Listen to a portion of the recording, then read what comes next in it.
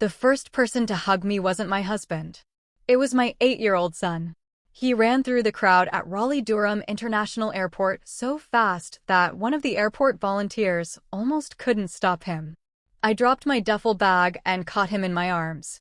For 10 long months, I'd imagined this moment while sleeping in desert tents, riding military convoys, and counting the days until I could finally come home. He wrapped his arms tightly around my neck. Everyone around us smiled. Some people even clapped. Then he whispered something so quietly that only I could hear it. "Mom." His little voice trembled. "Please don't tell Dad I told you." My smile faded. He looked over his shoulder to make sure nobody was close enough to hear. Then he whispered 6 words that changed my life forever. "Another woman lives in our house." My heart stopped. Before I could ask another question, my husband pulled us both into a hug. They are my 2 favorite people.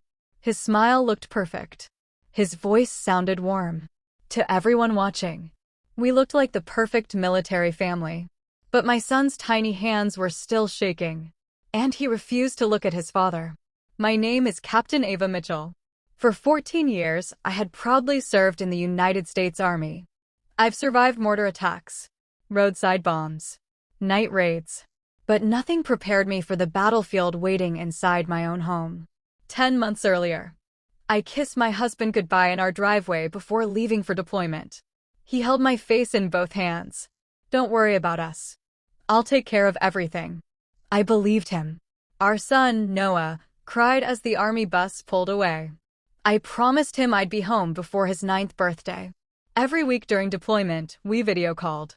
Nathan always smiled. The house looked normal. Everything seemed fine. Looking back now, I realized something. Every call happened in the kitchen or outside. He never once showed me the upstairs bedrooms. At the time, I never questioned it. Distance teaches military families to trust each other. Or at least, it's supposed to. Back at the airport, Nathan grabbed my suitcase. "I've got a surprise waiting at home." I forced a smile. "I'm looking forward to it." From the back seat, Noah quietly stared out the window. He didn't say another word. Halfway home, Nathan's phone buzzed. He glanced at the screen. For just a second, his smile disappeared. He rejected the call immediately. "Everything okay?" I asked. He laughed. "Just spam." But 5 minutes later, the same number called again. And again. Each time, he declined it. His knuckles tightened around the steering wheel. I noticed. Years in the Army had trained me to notice small changes. Tiny reactions often revealed the biggest secrets. When we finally turned onto our street, something felt different. Our front yard looked professionally landscaped. A brand new luxury SUV sat in the driveway. I frowned. "Nathan, when did we buy another vehicle?" He smiled without looking at me. "Oh, I got a promotion." I knew exactly how much he earned. There was no promotion big enough to explain an $80,000 SUV. Noah quietly looked down at his shoes. Nathan unlocked the front door. "Welcome home." The living room looked beautiful. Fresh paint, new furniture, expensive decorations. Everything had changed. Everything. Except one thing.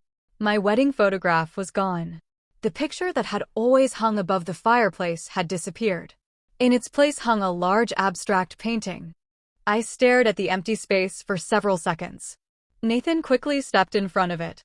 "I wanted to modernize the house." I nodded. But something inside me whispered, "He's hiding something."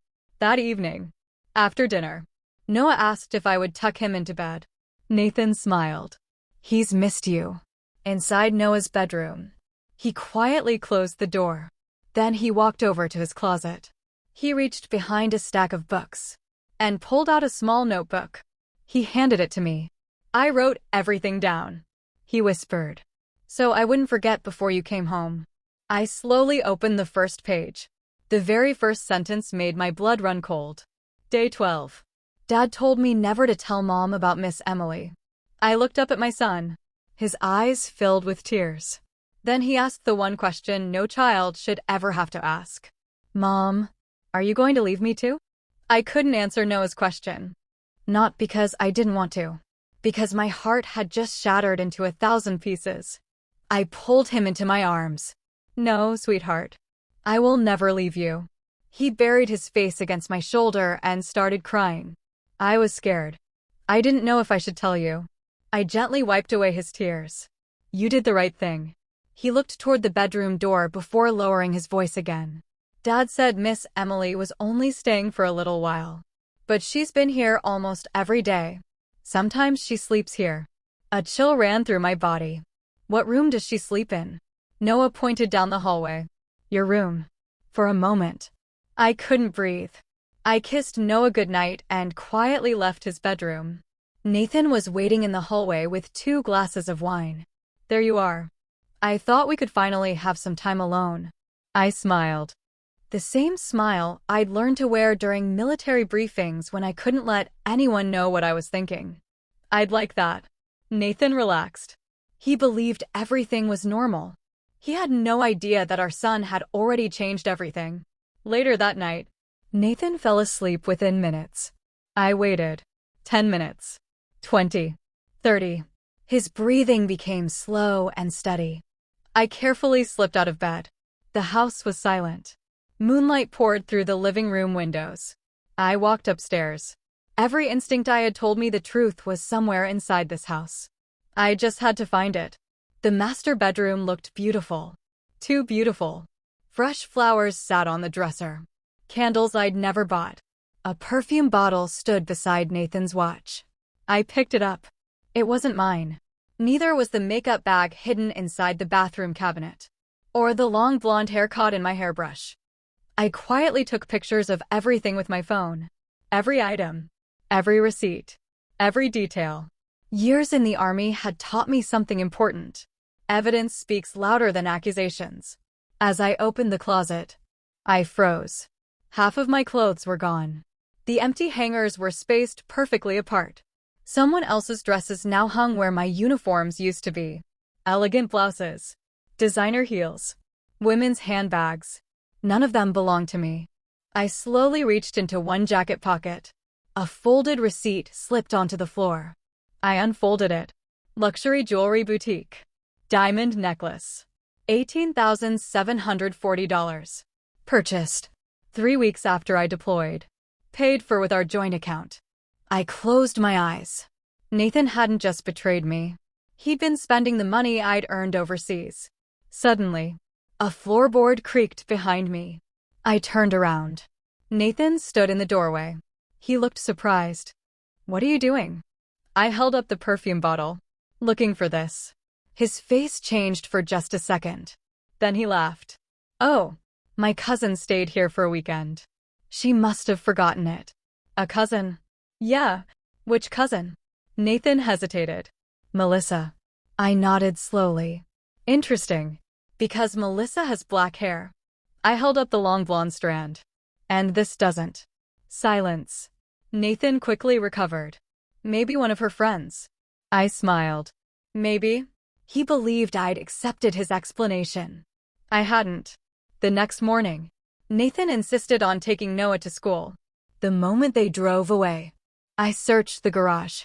Inside an old storage cabinet, I found 3 cardboard boxes labeled winter clothes. The first box contained Christmas decorations.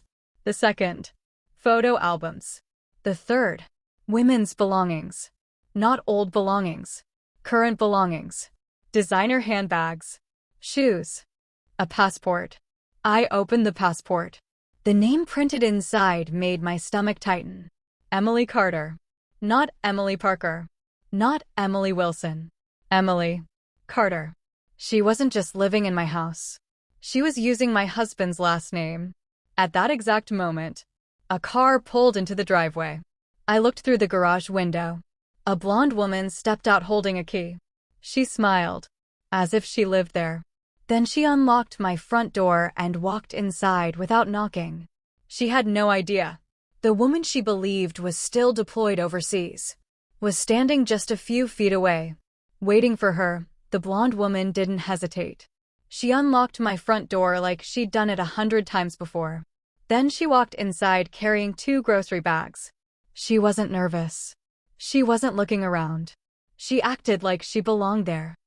I stayed hidden in the garage for another 10 seconds, letting the security camera on my phone record everything.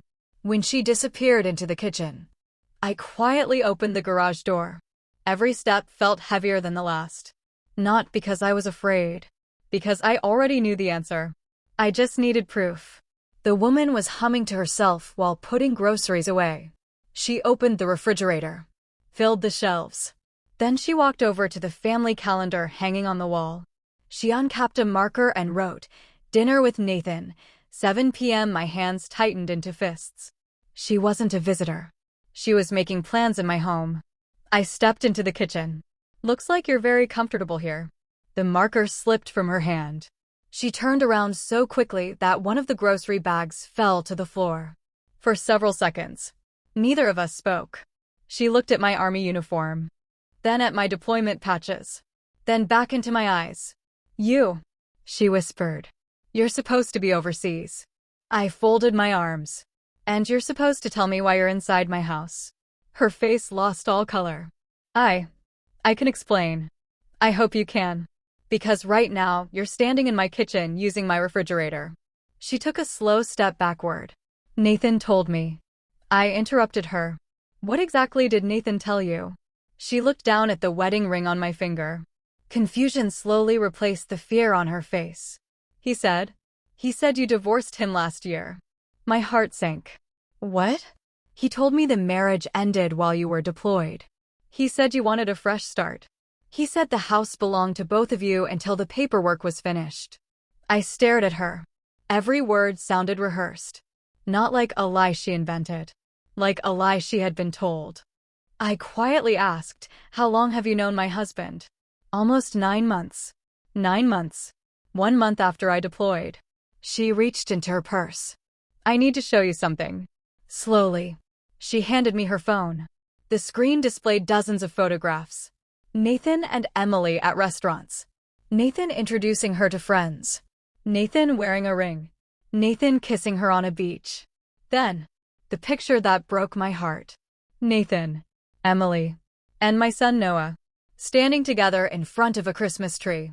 Noah wasn't smiling. He looked frightened. "When was this taken?" Emily swallowed. "Christmas." I looked at the date. Christmas morning. While I was sitting inside a military tent nearly 7,000 miles away. My husband had been pretending another woman was Noah's mother. Emily quietly sat down at the kitchen table. Tears filled her eyes. "I swear to you, I didn't know. He told everyone you were gone. He even introduced me as his wife." She removed a small velvet box from her purse. "I was going to tell him yes tonight." She opened it. Inside was an engagement ring. A very expensive one. Then she whispered something that shocked me even more. "He paid for it with money from your military deployment bonus." The room fell silent. I closed my eyes. Not out of anger. Out of disappointment. Nathan hadn't just betrayed our marriage. He had stolen from the family he promised to protect. Just then, the front door opened. Nathan's voice echoed through the hallway. "Emily, I got off work early." He walked into the kitchen smiling. Then he saw us. His smile disappeared instantly. Emily slowly stood up. She looked at him, then at me, then back at him. Only one sentence came out of her mouth. "You told me your wife divorced you." Nathan's face turned pale. He opened his mouth to answer. But before he could say a single word, Noah walked through the front door after school. He looked at all three of us, then quietly asked the question no 8-year-old should ever have to ask. "Who's lying this time?" "Dad." Noah's question froze the entire room. "Who's lying this time?" "Dad." Nathan looked at our son, then at Emily. Finally, at me. For the first time since I came home, he had nowhere to hide. "And Noah, it's not what you think." Noah slowly shook his head. "I've heard that before." The room fell silent. Emily looked completely confused. She stared at Nathan. "You told me she abandoned both of you." Nathan swallowed hard. "I can explain." Emily stepped back. "No. I think you've done enough explaining." She pulled the engagement ring from her purse. The same ring Nathan had planned to give her that evening. Without saying another word, She placed it on the kitchen counter. I don't want it. Nathan reached for her arm. Emily, please. She pulled away. Don't touch me. Then she turned toward me. I'm so sorry. I honestly believed every word he told me. I looked into her eyes. For the first time. I believed her. She wasn't the reason my marriage was falling apart. Nathan was. Emily walked toward the front door. Just before leaving, she stopped. I almost forgot. She reached into her handbag and removed a small white envelope. He told me to keep these safe. I think they belong to you. She handed me the envelope. Then she walked away without looking back. Nathan watched her drive away. His entire fake life disappeared in less than 30 seconds. Slowly, I opened the envelope. Inside were bank statements, credit card records, loan agreements, and copies of documents with my signature. Except, they weren't my signature. They were excellent forgeries. One paper immediately caught my attention. It was a home equity loan. Amount approved, $980,000 against our home. Date approved, 6 months after my deployment. My hands began to shake. I looked directly at Nathan. You mortgaged our house? He couldn't answer. You forged my signature. To borrow almost $1 million? Still nothing. I took one slow step toward him. Where's the money? Nathan finally spoke. It's gone. Gone. I invested it. In what? He lowered his head. I trusted the wrong people. Before I could ask another question, someone knocked on the front door. 3 loud knocks. Nathan's face instantly lost all color. He whispered, "Oh no." I opened the door. 2 men in dark suits stood outside.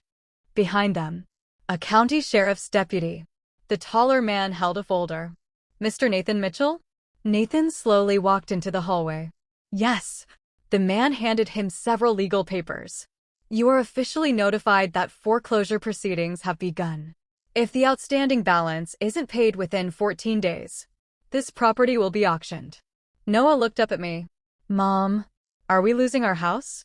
I knelt beside him. No, not if I have anything to say about it. The men left.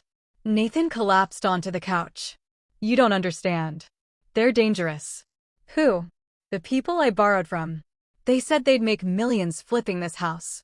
But after they got my money, they disappeared. I stared at him. So you risked your son's home because you believe strangers instead of your own wife? Nathan covered his face. I made the biggest mistake of my life. I looked at the forged documents again. Something didn't make sense. Every signature looked almost perfect. Too perfect. Whoever forged them wasn't an amateur. They'd done this before. Many times before. Just then, my phone rang. The caller ID read, U.S. Army Criminal Investigation Division, CID. I answered immediately. This is Captain Ava Mitchell. The agent on the other end spoke calmly. Captain, we need to meet you tonight. We believe your case is connected to at least 12 other military families. My heart skipped a beat. What do you mean? There was a brief pause. Then the agent said the words that changed everything. Captain, we don't think your husband was the mastermind. We think someone has been targeting deployed soldiers for years. And suddenly, this wasn't just about my marriage anymore. It was about a criminal network built on betraying America's military families. The drive to the Army CID field office took almost 40 minutes. Not one of us spoke. Noah sat quietly in the back seat, hugging the small stuffed bear I'd given him before my deployment. Nathan followed in his own truck. For the first time since I'd known him, he looked terrified. Not because of our marriage. Because someone else was now hunting him. The Army Criminal Investigation Division office was unlike any police station I'd ever visited. Everything was quiet, professional, secure. A special agent met us in the lobby. My name is Special Agent Olivia Grant. She shook my hand. Captain Mitchell, thank you for coming. She glanced toward Nathan. And thank you for bringing your husband. Nathan forced a nervous smile. I've already admitted I made mistakes. Agent Grant calmly replied, We're not here because of your mistakes. We're here because of the people who taught you how to make them. Inside the conference room, a large digital screen covered one wall. Agent Grant dimmed the lights.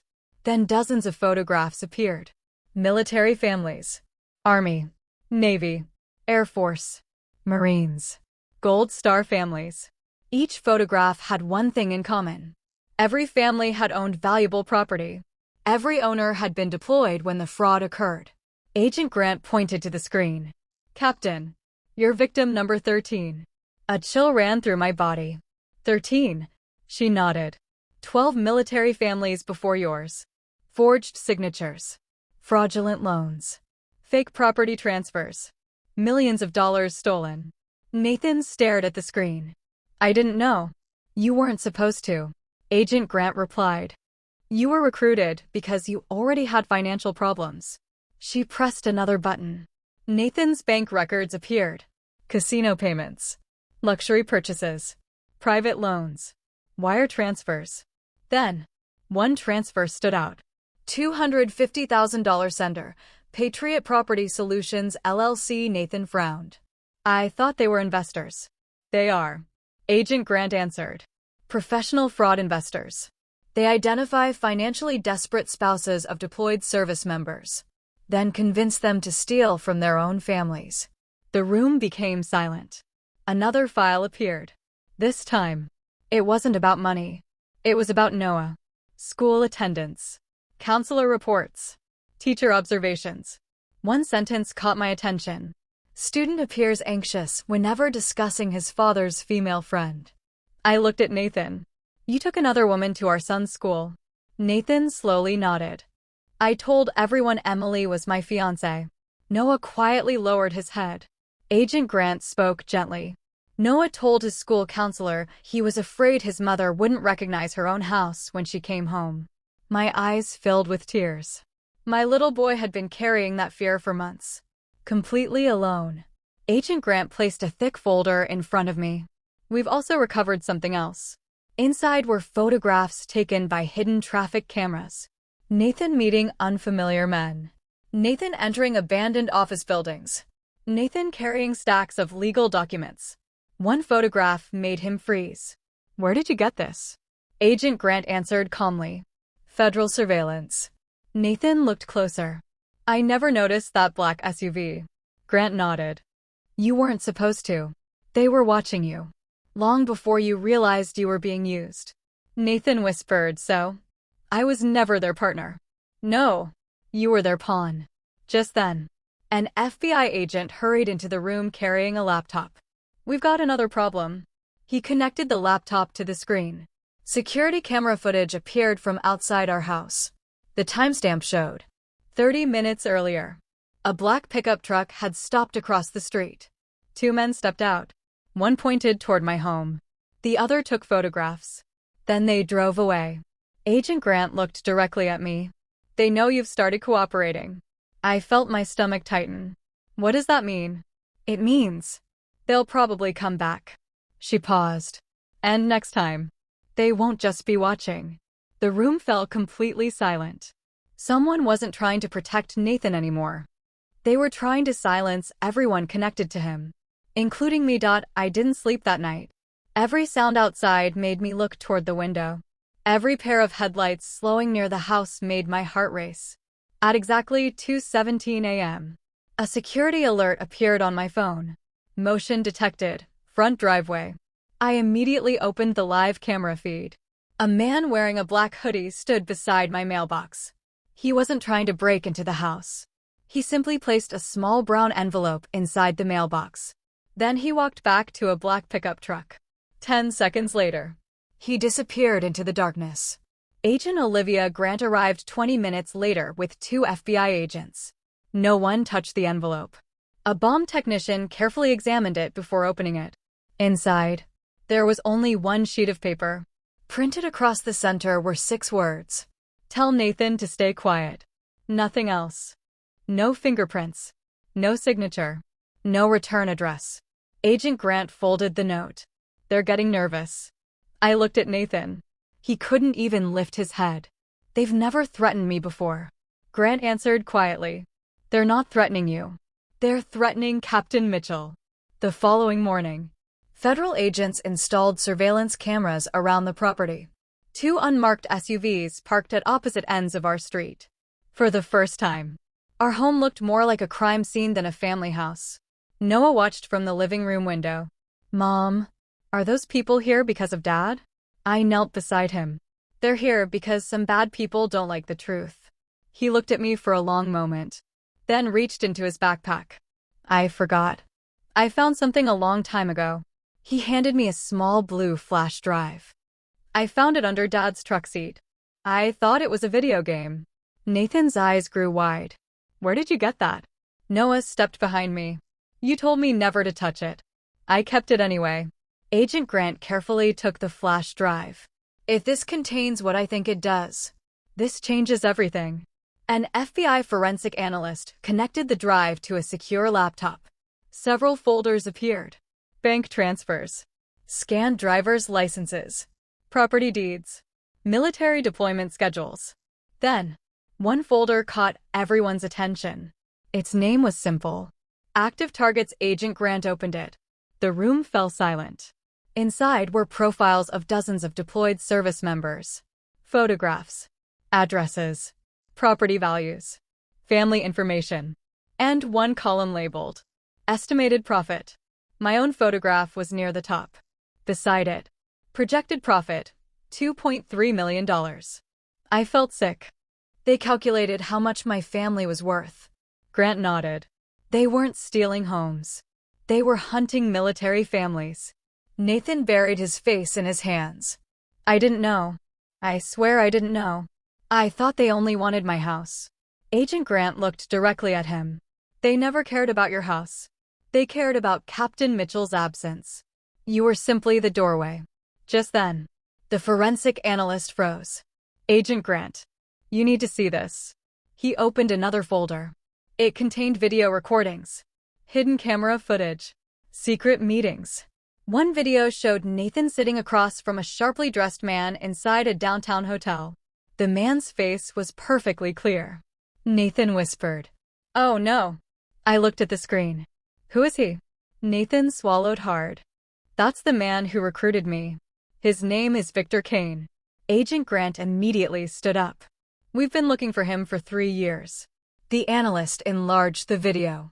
Victor smiled at Nathan and slid a folder across the table.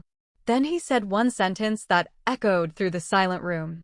The easiest homes to steal belong to soldiers who trust the people waiting for them.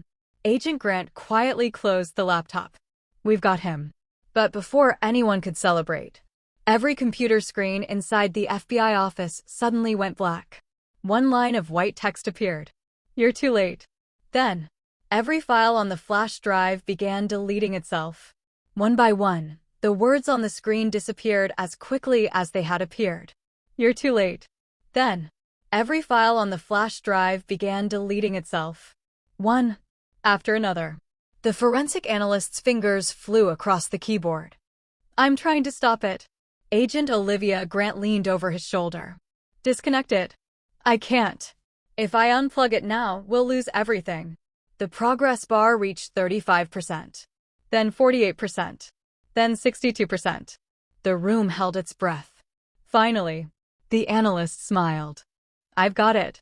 He isolated the malware before the final files disappeared. We recovered about 70%. Agent Grant let out a slow breath.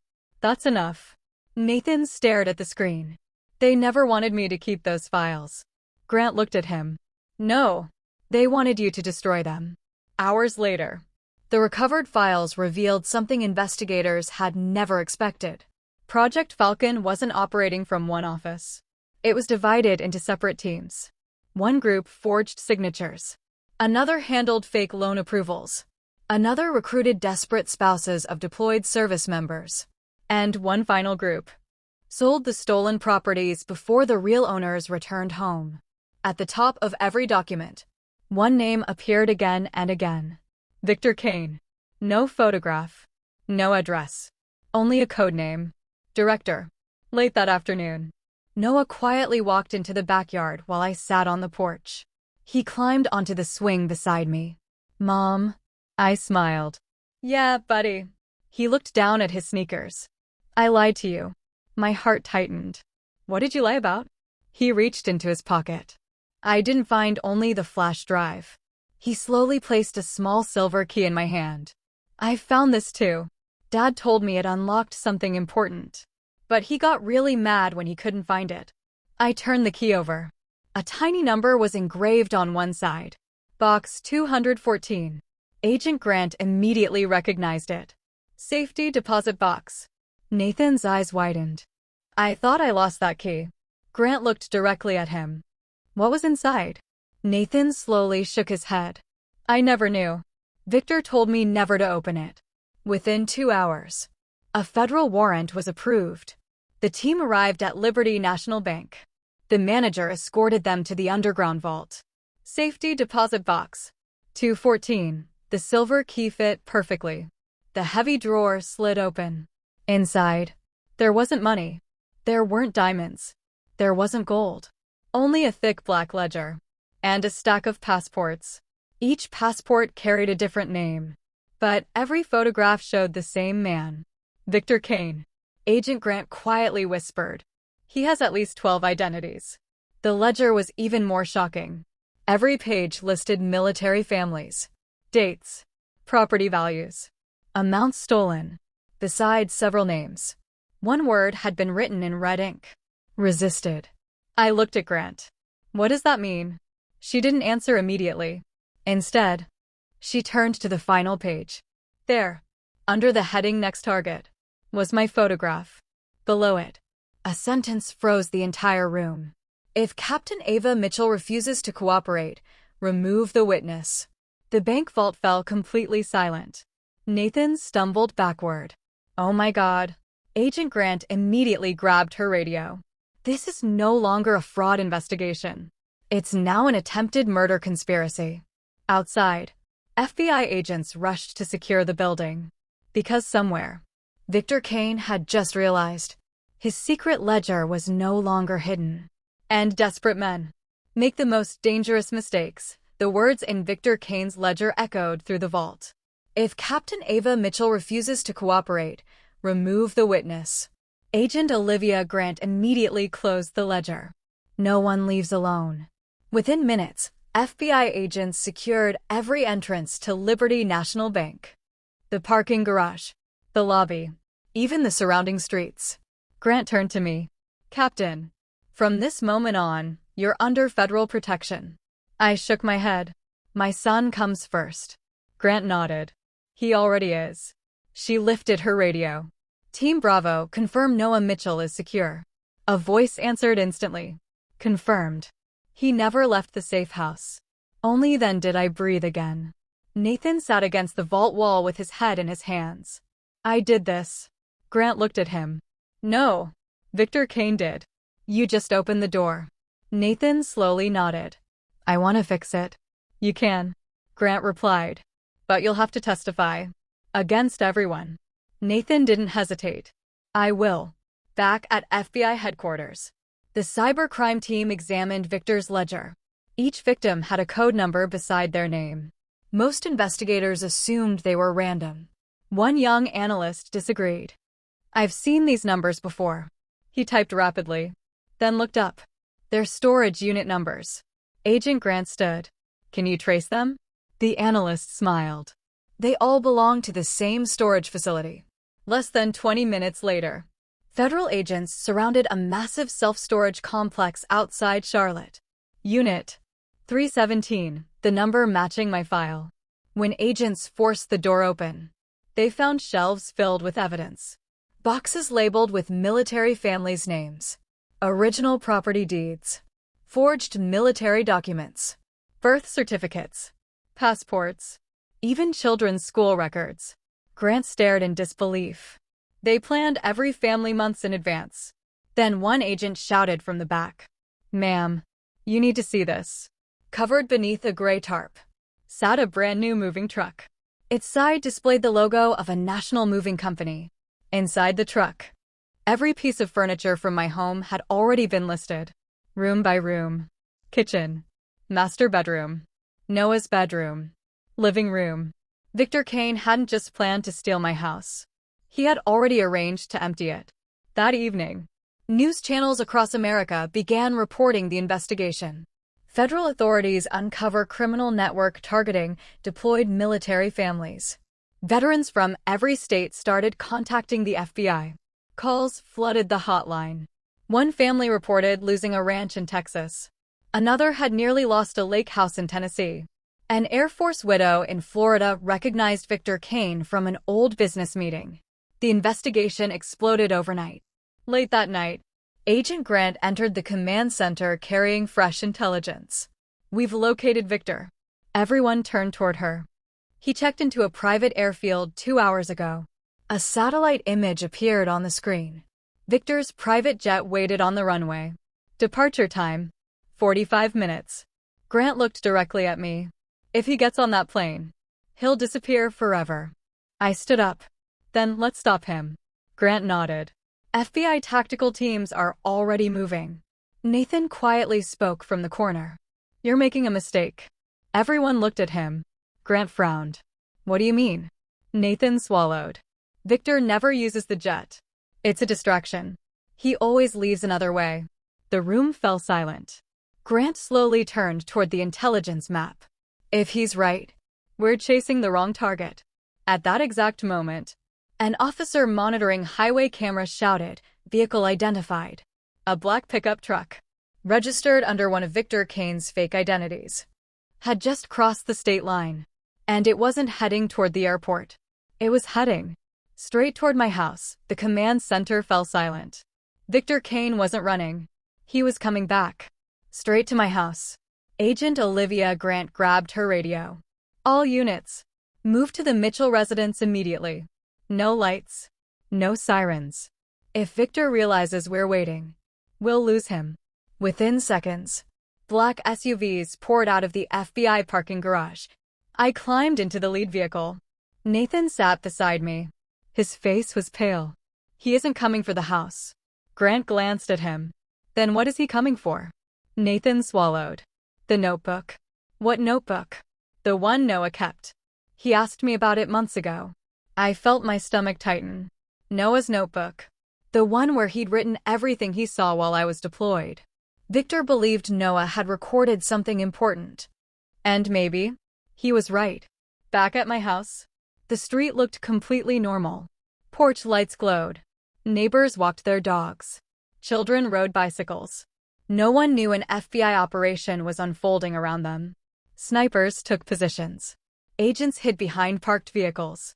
Others quietly entered nearby homes with permission from neighbors. The house became the center of a carefully planned trap. Inside, Noah sat on the living room couch reading a comic book. A female FBI agent stayed with him. "Is my mom coming home soon?" She smiled. "Very soon." Then, the security alarm beeped. Someone had opened the backyard gate. The agent immediately pressed her radio. Movement behind the house. Every FBI agent froze. A hooded man climbed over the wooden fence. Then another. Then a third. Grant whispered, "Hold your positions. We need Victor alive." The men quietly approached the back door. One removed a lock-picking tool. Another looked through the kitchen window. They believed the house was empty. The back door slowly opened. The first man stepped inside. The second followed. The third remained outside as lookout. Grant waited exactly 3 seconds. Then shouted, "FBI, don't move." Flashlights exploded through the darkness. The first 2 suspects dropped to the floor. The lookout sprinted toward the fence. Agents tackled him before he reached it. Grant rushed inside. "Where's Victor?" The captured men stayed silent. One smiled. "You're looking in the wrong house." Grant's expression changed instantly. "What?" The man laughed. "We're only here to distract you." At that exact moment, my phone rang. It was Henry Lawson. I answered immediately. "Henry." His voice was shaking. "Ava." He broke into Brooks Farm. My heart stopped. "What?" "The old barn. He's searching your grandfather's workshop." Grant heard every word. She slammed her fist against the wall. Damn it. Nathan had been right. The attack on my house had only been a diversion. Victor never wanted Noah. He never wanted the notebook. He wanted something hidden at Brooks Farm. 20 minutes later, our convoy raced toward the farm. Blue lights reflected across the empty country roads. As we reached the driveway, the barn doors stood wide open. Fresh tire tracks covered the dirt. Someone had been there only minutes earlier. Inside, everything had been destroyed. Cabinets overturned. Drawers emptied. Family photographs scattered across the floor.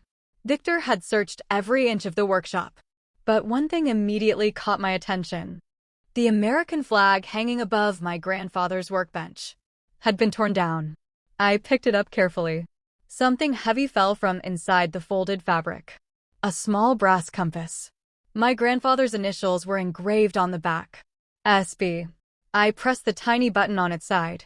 The compass quietly opened. Hidden inside was a tiny memory card. Agent Grant stared at it. No way. I smiled through tears. My grandfather always had a backup plan. Just then, Grant's radio crackled. Agent Grant. We've identified Victor Kane. She grabbed the radio. Where is he? The dispatcher answered. We have facial recognition. He's already inside Washington, D.C. Grant's face turned pale. He isn't running anymore. He's going after someone much bigger. And for the first time, the investigation wasn't about my family. It was about preventing an attack that could shake the entire country. The FBI command center went completely silent. Victor Kane wasn't trying to escape anymore. He was heading to Washington, D.C. Agent Olivia Grant immediately turned toward the operations screen. Track every vehicle connected to his aliases. An analyst shook his head. He abandoned the pickup truck 20 minutes ago. So how is he traveling now? The analyst zoomed in on a security camera. A gray sedan. Different license plate. Different driver. Same passenger. Victor Kane. He changes vehicles every 30 minutes. Grant whispered he planned this for months. Inside my grandfather's brass compass, the tiny memory card was carefully inserted into a secure FBI computer. Everyone expected another list of victims. Instead, a single video file appeared. Samuel Brooks. Final recording. The video began. My grandfather looked much older than he had in the previous recordings. His voice was weaker, but his eyes were determined. If you're watching this, then Thomas Grayson is no longer hiding. I frowned. Thomas Grayson. Agent Grant looked confused. Who's that? Henry Lawson slowly stood. His face turned pale. Oh my God. I know that name. Everyone looked at him. Henry took a deep breath. Thomas Grayson wasn't Victor Kane. He was Victor's commander. The room froze. Henry continued. They served together overseas. When Grayson disappeared 20 years ago, everyone believed he was dead. But Samuel never believed it. My grandfather continued speaking in the video. Victor Kane never leads. He follows orders.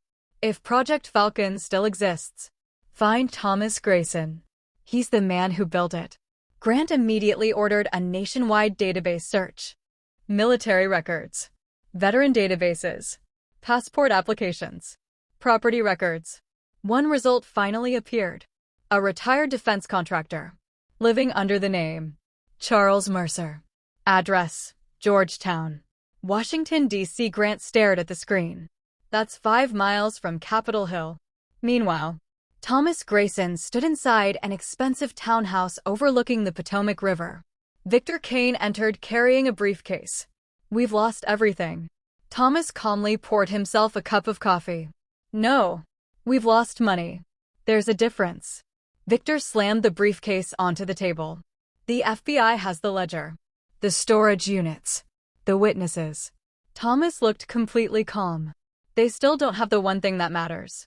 Victor frowned. What? Thomas opened a wall safe. Inside rested a thick folder stamped classified. He smiled. As long as I have this, they can't touch me. Back at FBI headquarters, an emergency warrant was approved. Within minutes, a tactical team surrounded Thomas Mercer's townhouse. Grant looked at me. You don't have to come. I shook my head. My grandfather spent 20 years trying to stop him.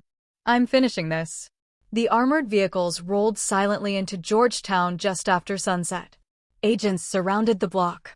Snipers covered every exit. Grant lifted her radio. Move. The front door exploded inward. FBI. Federal search warrant. Agents cleared the first floor. Then the second. The house was empty. Grant looked around. He's gone. One agent shouted from the study. Ma'am. Grant rushed inside. The wall safe stood wide open. Empty. Only one envelope remained. It was addressed to me. Captain Ava Mitchell. I carefully opened it. Inside, there was a handwritten note. Your grandfather was smarter than I expected. But you made one mistake. You trusted the FBI. At the bottom, one final sentence was written in red ink. Look behind you. Before I could turn around, the lights inside the townhouse suddenly went out. The entire building fell into darkness. Then, a single gunshot echoed upstairs. The gunshot echoed through the townhouse. Every FBI agent froze. Second floor. Agent Olivia Grant shouted. The tactical team rushed upstairs. I stayed close behind. Years in the Army had taught me how to move under pressure. The hallway was dark. Only emergency lights from outside spilled through the windows. An agent pushed open the first bedroom. Empty. The second. Empty. Then, the study door slowly creaked open. A man lay on the floor. Still alive. Bleeding from his shoulder. It wasn't Thomas Grayson. It was Victor Kane. He looked up at us and laughed. You're too late. Grant knelt beside him. Where's Grayson? Victor coughed. He left 10 minutes ago. Where? Victor smiled weakly. You'll never. A medic interrupted. He's losing blood. Grant looked directly into Victor's eyes. If you want to live, tell us where he went. Victor stared at the ceiling. For the first time, the confidence was gone. I gave him everything. My life. My loyalty. And when things fell apart, he shot me. Grant's expression hardened. So Thomas tried to kill you. Victor nodded slowly. I was just another loose end. Back downstairs. FBI forensic teams searched every room. One analyst noticed a framed painting hanging slightly crooked above the fireplace. He removed it. Behind the wall, a hidden safe. Inside were dozens of classified government contracts, military procurement records, fake consulting agreements, offshore banking information, and a notebook. Its title read, Project Homecoming. Grant carefully opened it. Every page listed military deployment dates, families, addresses, properties. Beside each name, someone had written one word. Trust. Grant quietly whispered, they never hacked military systems. They simply waited for families to trust the wrong person. Just then, a young FBI analyst ran into the room. Ma'am, we've decrypted Grayson's private phone. Grant stood. What did you find? The analyst connected the phone to a monitor. A flight reservation appeared. Private charter. Departure. 35 minutes. Destination. Switzerland. Grant immediately grabbed her radio. All units. Shut down every private runway within 50 miles. He's trying to leave the country. 25 minutes later. Washington Executive Airfield. Rain poured across the runway. A sleek white business jet slowly taxied toward takeoff. Control tower ordered it to stop. The pilot ignored every instruction. Then, black SUVs burst through the airport gate. FBI vehicles surrounded the runway. The jet accelerated anyway. Grant looked at me. If that plane lifts off, we may never see him again. I didn't answer. Instead, I noticed something. The aircraft wasn't heading toward the main runway. It was turning toward an old maintenance taxiway. A dead end. Grant followed my gaze. He isn't escaping. He's buying time. At that exact moment, the rear cabin door opened. One man jumped from the moving aircraft into a waiting SUV. The jet continued rolling without him. The FBI chased the airplane. But the real target was already speeding away through the airport service roads. Grant slammed her hand against the dashboard. He fooled us again. I stared at the disappearing SUV. No, he just made his first real mistake. Grant looked at me. What mistake? I held up my phone. The SUV's license plate. I memorized it. And every highway camera in the state is about to do the same. The FBI command center received the license plate number within seconds. Every highway camera, every toll booth, every traffic drone began searching. Less than 4 minutes later, the first hit appeared. Interstate 95. Heading north. Thomas Grayson's SUV was moving at nearly 90 miles an hour. Agent Olivia Grant grabbed her radio. All units, do not engage until tactical teams arrive. He is considered armed and extremely dangerous. I sat quietly in the passenger seat of the lead FBI SUV. For the first time since returning home, I wasn't thinking about revenge. I was thinking about Noah. My son deserved a life where every knock on the door didn't bring fear. He deserved a home that finally felt safe. And I intended to give him one. 30 minutes later, the convoy reached the Chesapeake Bay Bridge. Traffic had already been stopped. State police blocked both ends. Helicopters circled overhead. Thomas Grayson's SUV sat abandoned in the middle of the bridge. Its driver's door stood open. Grant frowned. Where is he? Then, a state trooper pointed toward the maintenance walkway beneath the bridge. There. Thomas was climbing down a narrow emergency ladder toward a waiting fishing boat. Grant shouted, FBI. Don't move. Thomas looked up. For the first time, he realized there was nowhere left to run. He climbed back onto the bridge. Slowly, calmly. He looked directly at me. So, Samuel's granddaughter finally finished what he started. I stepped forward. My grandfather believed people could change. Thomas smiled bitterly. I stopped believing that a long time ago. He reached into his jacket. Every agent raised their weapon. Instead of a gun, he removed a worn military challenge coin. It was identical to the one my grandfather had carried. Thomas stared at it for a long moment, then placed it on the hood of the abandoned SUV. I should have listened to him. Without another word, he raised both hands. Agent Grant moved in. Federal agents placed Thomas Grayson under arrest. The man who had spent 20 years stealing from military families never fired a single shot. His empire ended in complete silence. 8 months later, the federal courthouse in Washington, D.C. was packed. Dozens of military families filled the courtroom. Veterans, widows, children. Every person there had survived Project Homecoming. Thomas Grayson received multiple life sentences for conspiracy, wire fraud, identity theft, forgery, money laundering, attempted murder, and operating a criminal enterprise targeting deployed service members. Victor Kane accepted a plea agreement and testified against every remaining member of the organization. More than 80 corrupt officials, brokers, and recruiters were convicted. Hundreds of stolen properties were returned to their rightful owners. Nathan Mitchell stood before the judge last. He admitted every crime he had committed. He apologized directly to Noah. Then he looked at me. I traded my family for money, and I lost both. The judge sentenced him to 12 years in federal prison. I never smiled. Justice isn't about celebrating someone's downfall. It's about making sure the truth finally stands. 1 year later, Brooks Family Park officially opened on the land beside our home. Instead of selling the property, I donated part of it to build a retreat for wounded veterans and military families rebuilding their lives after deployment. The entrance displayed a bronze plaque, dedicated to those who serve and to the families who wait for them. Noah stood beside me at the ribbon-cutting ceremony. He slipped his small hand into mine. Mom, I smiled. Yeah, buddy. He looked around at the families laughing together. It finally feels like home again. I looked up at the American flag waving above the park. For the first time since stepping off that plane, I felt completely at peace.